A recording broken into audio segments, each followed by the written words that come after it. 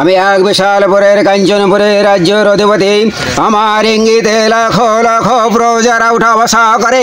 রাজভাণ্ডারে পরিপূর্ণ 7-7টি নবজাত সন্তানের পিতা হয়ে আজ আমি সন্তানের সঙ্গে জড়িত।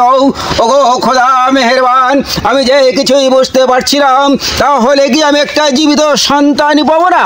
কে আমাকে সন্তান এনে দেবে? আমি যে সেই ভাবনায় ভাবছি, কোথায় গেলে আমি একটা জীবিত সন্তান পাবো? যাও উজির সাহেব, আমার দরবারে তুমি একটা জীবিত সন্তান অবশ্যই তোমাকে হাজির করতে হবে। কি ব্যাপার, আমি উজির সাহেবকে ডেকে পাঠালাম, তাহলে কি উজির সাহেবকে আমার সাথে কে বেঈমানি করলো নাকি? উজির সাহেব এখন পর্যন্ত ফিরছে না কেন? কোথায় সে উজির সাহেব? আমি বেঈমানি করিনি মহারাজ, আপনি আদেশ করুন আমাকে কি করতে হবে। আপনি আমায় আদেশ করলে আমি যেখানেই বলবেন আমি সেখানেই যাব।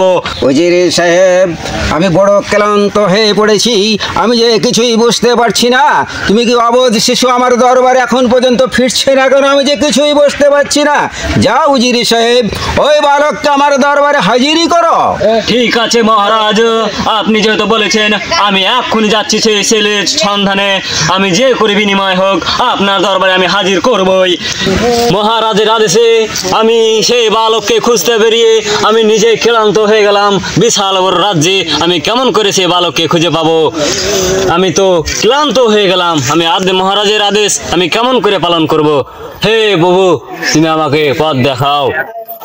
হে বালক, তুমি কোথায় যাচ্ছ? এদিকে শোনো। হ্যাঁ না, বসো। বালক, তোমার নাম কি? রণধর সিং। তোমার নাম রণধর সিং? জি। কি কোথায় যাচ্ছ তুমি? এদিকে আমি এদিকে খেলাবার যাইতেছি। তুমি কি আমার সাথে আমার রাজ্যে যাবে? আমার রাজা তোমার সাথে দেখা করবে। অবশ্যই, রাজামশাই ডেকেছেন, যেতে পারি। চলো এবার। সেনাপতি সাহেব এখন পর্যন্ত ফিরছে না কেন? তাহলে কি আমার সাথে বেঈমানি করলো নাকি? বালককে আমার দরবারে হাজির করছে না। আমি যে বড় ক্লান্ত হয়ে পড়ে গিয়েছি, আমি এখনই কি করবো ভেবে চিনতে পারছি না। তাহলে কি উজির সাহেব কি আসছে না কেন? এনেছি মহারাজ, সেই বালককে আপনার রাজ দরবারে আমি উপস্থিত করেছি। এই যে সেই বালক। উজির সাহেব, ওই ছেলের নাম কি উজির সাহেব? বালকের নাম রণধর সেন। কি সুন্দর নাম, চমৎকার নাম। বালক, তুমি কি আজ থেকে আমার রাজ্য পরিচালনা করতে পারবে? আমি অবশ্যই পারবো মহারাজ।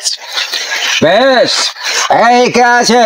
উজিরের পুত্র খসরুকে পাঠিয়ে দাও। এই তোমরা কে কোথায় আছো? আমার ছেলে খুসরুকে এক্ষুনি রাজ দরবারে উপস্থিত করো। আদেশ করেন মহারাজ, আমাকে কি করতে হবে? খুসরু তোমাকে রণজিৎ সিংহের সাথে যুদ্ধের পরীক্ষা দেখতে চাই। তুমি কি যুদ্ধ থেকে জয়লাভ করতে পারবে বালক? কেন পারবো না মহারাজ, আমি অবশ্যই পারবো মহারাজ।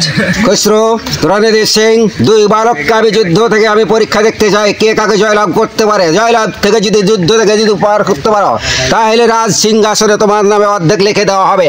যাও, করো যুদ্ধ।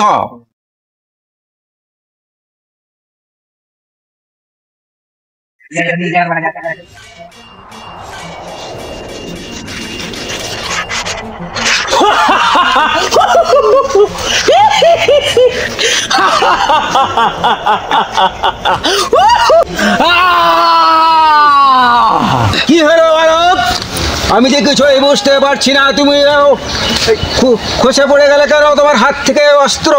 তুমি তাহলে আমার দরবারে কি তুমি চাকরি করতে পারবে না বালক? না না মহারাজ, আপনার দরবারে আমি চাকরি করতে পারবো না মহারাজ। যেই সম্মানীয় অস্ত্র আমার হাত থেকে খসে পড়ে গেছে মহারাজ, আমি অন্য রাজ্যে চলে যাব মহারাজ।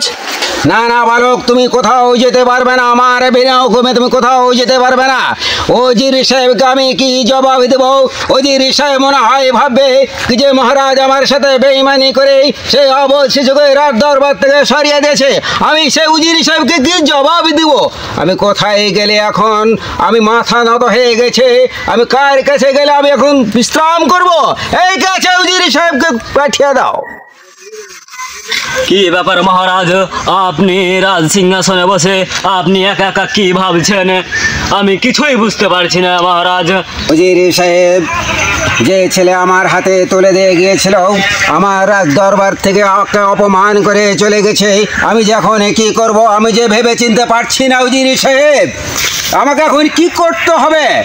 ঠিক আছে মহারাজ, ওই ভাবনা আপনাকে ভাবতে হবে না, এই রাজ্য আমি নিজ হাতে পরিকল্পনা করব। ঠিক আছে মহারাজ উজির সাহেব, আমি রাজ দরবার থেকে চলে গেলাম। আজ থেকে তুমি রাজ্য পরিচালনা করবে নিজ হাতে। আমি যেন সুখ সন্ধ্যা আমি দেখতে পাই তোমার হাতে। হুকুম মহারাজ।